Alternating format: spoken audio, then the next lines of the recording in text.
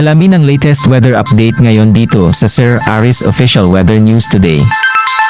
Sa kasalukuyan po, patuloy pa rin ang epekto ng shear line sa may bahagi po ng Northern at Central Luzon. Kung makikita po natin dito sa ating latest na satellite image, may mga kumpul pa rin pong kaulapan na namamataan nakaka-apekto dito sa may bahagi ng Luzon area. Dulot po yan na epekto nitong shear line o yung pagsasanubong ng malamig at mainit na hangin. Kaya asahan po natin na iilang bahagi ng Luzon ay makakaranas pa rin ng makulimlim na panahon na may kasamang kalat-kalat na mga pag-ulan.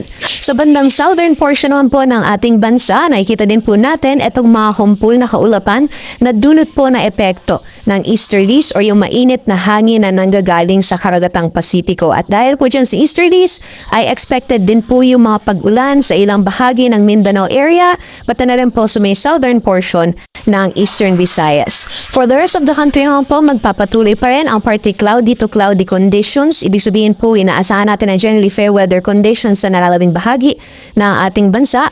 At kung may mga pag-ulan man, ay panandalian lamang po ito ng mga thunderstorms na mas madalas nararanasan sa hapon o sa gabi.